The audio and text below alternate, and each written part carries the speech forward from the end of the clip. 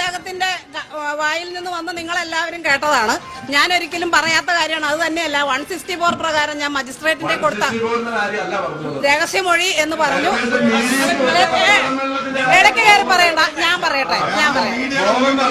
ഇവിടെ മീഡിയ നിങ്ങളെല്ലാവരും കേട്ടതാണ്. ഞാൻ പറയാത്ത വളരെ മോശമായ വാക്കുകൾ ഇവിടെ പറഞ്ഞിട്ടുണ്ട്. അതിനെതിരെ നിയമപരമായ നടപടിക്ക് ഞാൻ പോകും, പരാതി കൊടുക്കും. തുടങ്ങിയപ്പോഴേ ഇതാണല്ലോ, അപ്പൊ ഇനിയുള്ളതെല്ലാം ഇങ്ങനെ തന്നെ ആയിരിക്കും. ഇപ്പൊ അവര് പറഞ്ഞ ന്യായമല്ലേ, ആ ന്യായത്തിന്റെ ഒപ്പം ഞാൻ നിൽക്കുമെന്ന് ഞാൻ ആദ്യം പറഞ്ഞല്ലോ. ആ ഉദ്യോഗസ്ഥനെതിരെ, മൂവാറ്റുപുഴ ഡിവൈഎസ്പിക്കെതിരെ നടപടി എടുക്കാത്തത് CPM-ന്റെ ഉന്നത നേതൃത്വം അവരെ സംരക്ഷിക്കുന്നുകൊണ്ടാണ്. സാക്ഷാൽ മുഖ്യമന്ത്രി അദ്ദേഹം നിയമസഭയിൽ ഇതിനെ ന്യായീകരിച്ച് സംസാരിച്ചപ്പോൾ ഞാൻ വിചാരിച്ചത് പാർട്ടി നേതാവെന്ന നിലയിൽ സ്വാഭാവികമായിട്ടും ആ പാർട്ടിയെ ന്യായീകരിക്കാൻ വേണ്ടി പറയുന്നു. പക്ഷേ ഇത് അദ്ദേഹത്തിനടക്കം, മുഖ്യമന്ത്രിയുടെ അടക്കം ആഭ്യന്തര വകുപ്പിന്റെ ഉന്നതതല ഗൂഢാലോചനയുടെ ഭാഗമായിട്ടാണ് കൂത്താട്ടുകുളത്തെ സംഭവമെന്ന് ഞങ്ങൾക്ക് വ്യക്തമാകുന്നു. അതല്ല എങ്കിൽ ഹൈക്കോടതിയുടെ നിർദ്ദേശം ലംഘിച്ച്, ഹൈക്കോടതി ഓർഡറിനെ കാറ്റിൽ പറത്തി ഇത്രയും പച്ചയായ ജനാധിപത്യ വിരുദ്ധത, അല്ലെങ്കിൽ ഇത്രയും പച്ചയായ സ്ത്രീ വിരുദ്ധത, ഇത്രയും പച്ചയായ അക്രമവും അനീതിയും പോലീസ് നേരിട്ട് നിന്ന് ചെയ്തിട്ട് ഒരു ഉദ്യോഗസ്ഥനെതിരെ നടപടി എടുക്കാതിരിക്കണമെന്നുണ്ടെങ്കിൽ ആഭ്യന്തര മന്ത്രിയുടെ സംരക്ഷണമില്ലാതെ, അദ്ദേഹത്തിൻ്റെ നിർദ്ദേശമില്ലാതെ ചെയ്യാതിരിക്കാൻ കഴിയില്ല. മൂവാറ്റുപുഴ ഡിവൈഎസ്പിക്കെതിരെ റിപ്പോർട്ട് വന്നിട്ടും നടപടി എടുക്കാത്തതിന് പിന്നിൽ CPM ആണ്, CPM-ന്റെ ഉന്നത നേതൃത്വമാണ്. മുഖ്യമന്ത്രി അടക്കമുള്ളവർ ചേർന്നാണ് കൂത്താട്ടുകുളത്തെ ഈ തട്ടിക്കൊണ്ടുപോയ സംഭവത്തിന് നേതൃത്വം നൽകിയതും ഗൂഢാലോചന നടത്തിയതുമെന്ന് ഞങ്ങൾ അസന്നിഗ്ധമായി പറയാൻ ആഗ്രഹിക്കുന്നു. ഇത് കൂടുതൽ രാഷ്ട്രീയപരമായും നിയമപരമായും തുറന്നു കാണിച്ച് ഈ പോരാട്ടവുമായി ഞങ്ങൾ മുന്നോട്ട് പോകും. കൗൺസിലിൽ ഭൂരിപക്ഷം നഷ്ടപ്പെട്ട ചെയർമാനും വൈസ് ചെയർമാനും ജനാധിപത്യത്തെ അവഹേളിച്ച്, ജനാധിപത്യ പ്രക്രിയ അവഹേളിച്ച്, നിയമങ്ങളെയും അതുമായി ബന്ധപ്പെട്ട നടപടിക്രമങ്ങളെയും അവഹേളിച്ച് കൗൺസിലുമായി മുന്നോട്ട് പോകാനുള്ള ശ്രമത്തെ ഞങ്ങൾ അംഗീകരിക്കില്ല. ഇന്ന് 13 കൗൺസിലർമാർ നിങ്ങളുടെ മുമ്പിലുണ്ട്. അംഗസംഖ്യ 25 ആയിരിക്കെ 13 കൗൺസിലർമാരും വിയോജിച്ച അജണ്ട പാസ്സാക്കി എന്ന് പ്രഖ്യാപിച്ച് മുന്നോട്ട് പോകുന്ന ജനാധിപത്യ വിരുദ്ധ പ്രക്രിയയെ ഞങ്ങൾ തീർച്ചയായിട്ടും പൊതുസമൂഹത്തിന് മുമ്പിൽ തുറന്നു കാണിക്കുകയും അതുപോലെ തന്നെ അതിശക്തമായി രാഷ്ട്രീയപരമായും നിയമപരമായുമുള്ള പോരാട്ടവുമായി മുന്നോട്ട് പോകുമെന്നാണ് എനിക്ക് ഈ ഘട്ടത്തിൽ പറയാനുള്ളത്.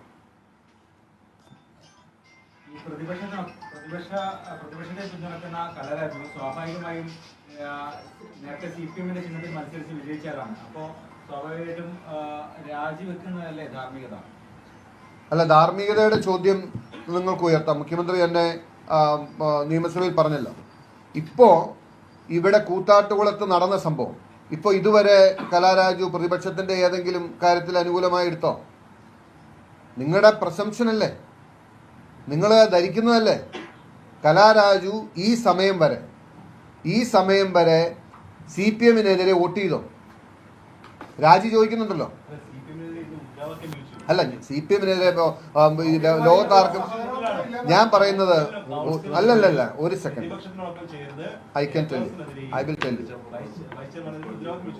ലീഗലി സ്പീക്കിംഗ്, ഒരു കൗൺസിലർ എന്ന നിലയ്ക്ക് CPM-ന് അവരുടെ രാജി, ധാർമ്മികത ഉയർത്തിയ രാജി ആവശ്യപ്പെടുന്നുണ്ടെങ്കിൽ കൗൺസിലർ എന്ന നിലയിൽ നിയമവിരുദ്ധമായി ആക്ട് ചെയ്തിട്ടുണ്ടാവും. മനസ്സിലായില്ലേ? അല്ലാണ്ട് CPM-നെതിരെ മുദ്രാവാക്യം വിളിക്കുന്നവരും CPM-നെതിരെ ചായക്കടയിൽ എന്ന് പറയുന്നവർക്കും ഒക്കെ ഇവിടെ ഒരു നിയമം ഉണ്ടെന്ന് പറയാൻ പറ്റും.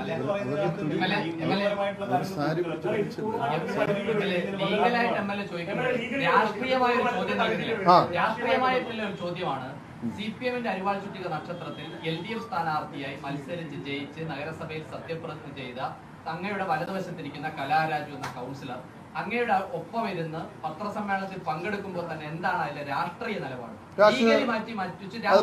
പറഞ്ഞുതരാം. ഒരു കൗൺസിലറായ ജനപ്രതിനിധിയായ ഒരു വനിത, ഒരു സ്ത്രീ, ഒരു വിധവ, അവരെ പരസ്യമായി വസ്ത്രാക്ഷേപം നടത്തി, അവരെ പരസ്യമായി മർദ്ദിച്ചു, അവരെ പരസ്യമായി തട്ടിക്കൊണ്ടുപോയി, അവരെ തടങ്കലിൽ വെച്ചു. ബാക്കിയെല്ലാം മാറ്റിവെക്കുക. ആ കാര്യത്തിൽ പൊതുപ്രവർത്തനം എന്ന നിലയിൽ എനിക്ക് പ്രതികരിക്കാൻ പറ്റില്ലേ? എനിക്ക് ആ സ്ത്രീക്ക് ഐക്യദാർഢ്യം പ്രഖ്യാപിക്കാൻ പറ്റില്ലേ? ഞങ്ങൾക്ക് ആ പാർട്ടി എന്ന നിലയ്ക്ക് ആ സ്ത്രീയെ സംരക്ഷിക്കാൻ കഴിയില്ലേ? CPM ആയിപ്പോയി എന്നതുകൊണ്ട് അവരുടെയൊക്കെ വേട്ടയ്ക്ക് വിട്ടുകൊടുക്കണം നിങ്ങൾ പറഞ്ഞു? ഞാൻ ചോദിക്കുന്ന, ഒരു സ്ത്രീ പരസ്യമായി നിങ്ങളെല്ലാം നിങ്ങളുടെ ക്യാമറ കണ്ണുകളുടെ മുമ്പിൽ അപമാനിക്കപ്പെട്ടതല്ലേ? വസ്ത്രാക്ഷേപം നടത്തിയതല്ലേ? തട്ടിക്കൊണ്ടുപോയതല്ലേ?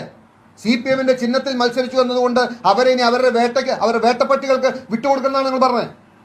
ഞാൻ അഭിമാനത്തോട് പറയും, ഒരു രാഷ്ട്രീയ പ്രവർത്തകൻ, ഒരു പൊതുപ്രവർത്തകൻ, ഒരു ജനപ്രതിനിധി എന്ന നിലയിൽ ഞങ്ങളുടെ കടമയാണ് അനീതിക്കെതിരെ പോരാടുക എന്നുള്ളത്. അക്രമവും അനീതിയും കണ്ടു നിൽക്കാൻ CPM ആയിപ്പോയി എന്നതുകൊണ്ട് ആർക്കും എന്തു ആകാൻ നിങ്ങൾ ധരിക്കരുത്.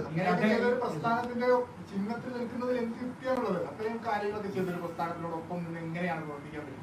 അല്ലെങ്കിൽ അവരുടെ പിന്തുണയോട് അല്ലെങ്കിൽ അവരുടെ വോട്ട് നേടി അല്ല, അപ്പൊ ഞാൻ ചോദിക്കുന്നത്, ഞാൻ സിമ്പിൾ ആയിട്ട് ചോദിക്കുന്നത്, ഞാൻ ഒരു സെക്കൻഡ് ഞാൻ വളരെ ലളിതമായിട്ട് നിങ്ങളോട് ചോദിക്കുന്നത്, ഇത്രയും പീഡനം ഏറ്റുവാങ്ങേണ്ടി വന്നൊരു സ്ത്രീ ഇന്നും CPM മുദ്രാവാക്യം വിളിക്കുന്ന നിങ്ങൾ ആഗ്രഹിക്കുന്നത്? രാജിവെക്കേണ്ട ഘട്ടം വരുമ്പോ ആ സമയത്ത് ആലോചിക്കും നിങ്ങൾ. ആ ഘട്ടമൊക്കെ ഞങ്ങൾ ആലോചിക്കും. ഇത് ഇപ്പൊ അതല്ല വിഷയം. ഇപ്പോഴത്തെ വിഷയം ഒരു സ്ത്രീ, ഒരു വിധവയെ ഇതുപോലെ അപമാനിച്ചു എന്നുള്ള വിഷയം. ഞങ്ങൾ ആ വിഷയത്തിലാണ് പ്രതികരിക്കുന്നത്. അതിനുശേഷമുള്ള കൗൺസിൽ യോഗത്തിൽ കൗൺസിൽ നടപടിക്രമമില്ലേ? അല്ല, അത് അവര് പറയും. അവരുടെ രാജിയുടെ കാര്യം അവര് പറയും. അല്ല, എന്നോട് ചോദിച്ചാൽ എനിക്ക് മറുപടി പറയാൻ പറ്റുള്ളൂ. നിലപാടുകൾക്ക് ഓരോ പാർട്ടിക്കും വിപ്പ് കൊടുക്കാറുണ്ട്, അല്ലെങ്കിൽ അവർ നിലപാട് സ്വീകരിക്കാറുണ്ട്. അവർ ഇത്രയും കാലം അല്ലെങ്കിൽ ഈ നിമിഷം വരെ CPM-ന്റെ പ്രതിനിധിയായിട്ട് ജയിച്ചു വന്നാണ്. ഇന്ന് പ്രോഗ്രസ് സ്വീകരിച്ച നിലപാട് അത് കൂറുമാറ്റ നിരോധന നിയമത്തിന്റെ പരിധിയിൽ വരുന്നതല്ല. ഉണ്ടെങ്കിൽ CPM പോലോ, you have your option, legal options. അതുണ്ടെങ്കിൽ അവർ തീർച്ചയായിട്ടും പോകുമല്ലോ. കൂറുമാറ്റം തന്നെയല്ലേ? അല്ല, ഉണ്ടെങ്കിൽ പോകുമല്ലോ. അവർക്ക് ആ ഓപ്ഷൻ ഉണ്ടല്ലോ. Who stops dum? ഈ തദ്ദേശ സ്ഥാപനങ്ങളിലടക്കം ഇത്തരത്തിലൊരു പാർട്ടിയുടെ പ്രതിനിധിയായിരിക്കുമ്പോൾ തന്നെ മറ്റൊരു പക്ഷത്തേക്ക് മാറുന്നതിൽ ധാർമ്മിക പ്രശ്നമില്ല, അത് എവിടെയാണെങ്കിലും എന്നാണോ MLA-യുടെ നിലപാട്? ഞാൻ അതാണോ പറഞ്ഞതിന്റെ അർത്ഥം? ഞാൻ ചോദിക്കട്ടെ, ഈ പറഞ്ഞ മുഖ്യമന്ത്രിയാണെങ്കിൽ ധാർമ്മിക നിങ്ങൾ പറഞ്ഞു തന്നത്. ഇവിടെ ഈ നടക്കുന്ന സംഭവത്തിൽ 3 ദിവസം മുമ്പ് നിങ്ങൾ തൊട്ടപ്പുറം വന്നത് പായിപ്പറ കൈപ്പത്തി ചിഹ്നത്തിൽ ജയിച്ചു വന്ന വിജി എന്ന് പറയുന്ന സ്ത്രീ, ഈ കലാരാജുവിന്റെ അത്ര ആരോഗ്യമില്ല. ഇനി അതൊരു ബോഡി ഷേമിംഗ് ആയിട്ട് കൂട്ടണ്ട, മനസ്സിലായില്ലേ?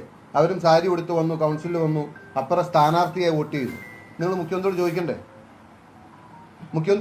നിങ്ങൾ ഇത് പറയുന്നതിന് മുമ്പ് 3 ദിവസം മുമ്പ് ലജ്ജയില്ലാതെ കൈപ്പത്തി ചിഹ്നത്തിൽ മത്സരിച്ച് ജയിച്ച ഇതേ അവസ്ഥയുള്ള സ്ത്രീ അവര് സ്ഥാനാർത്ഥിയാക്കി വോട്ട് മേടിച്ച് ജയിപ്പിച്ച് CPM-ന്റെ പഞ്ചായത്ത് വൈസ് പ്രസിഡന്റ് ആക്കിയ മുഖ്യമന്ത്രി ആദ്യം അതിന് മറുപടി പറഞ്ഞിട്ട് വേണ്ട കലാരാജുവിനോട് പറയാൻ വേണ്ട. അല്ല, ഞാൻ ചോദിക്കട്ടെ, നിങ്ങളുടെ അഭിപ്രായം പറ.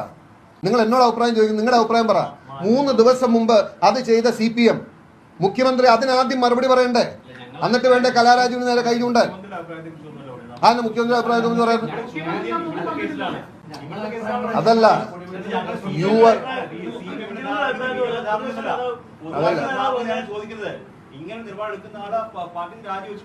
അതല്ല,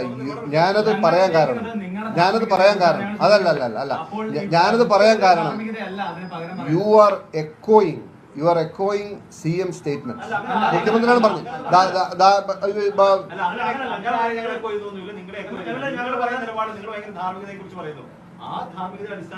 ഞങ്ങൾ ധാർമ്മികതയെ കുറിച്ച് പറഞ്ഞാന്നറിയാം. പറഞ്ഞ ഒരു സ്ത്രീ ഇതുപോലെ ആക്രമിക്കപ്പെട്ടാൽ ഞങ്ങൾ അവരോടൊപ്പം നിൽക്കും. അല്ല, കൂറുമാറിയിട്ടില്ല ഇവിടെ ആരും. ഇവിടെ ആരാ കൂറുമാറിയേ? ആ ഘട്ടത്തിൽ പറയാന്ന്. ആ ഘട്ടത്തിൽ പറയാം. ഞങ്ങളിപ്പോ കോൺഗ്രസ് പാർട്ടി എന്ന നിലയിൽ എന്തുകൊണ്ടാണ് ഞങ്ങളിന്ന് ഇവിടെ കാണാൻ കാരണം? എന്തുകൊണ്ട് ഇവിടെ കാണാൻ കാരണം? അതെ, അതുകൊണ്ട് അവിടെ കാണാതിരുന്ന കാര്യം തന്നെ. Because she has not align with Congress so far. അതുകൊണ്ടാണ് കാണാതിരുന്നത്. അല്ല, ഞങ്ങൾ കാണാതിരുന്നത് എന്തുകൊണ്ടാണെന്ന് ചോദിച്ചാൽ ഞങ്ങളുടെ ഇപ്പോഴത്തെ പ്രിൻസിപ്പൽ സ്റ്റാൻഡ് കലാരാജുവിന്റെ നിലപാടെടുത്തിട്ടുണ്ട്. അല്ല,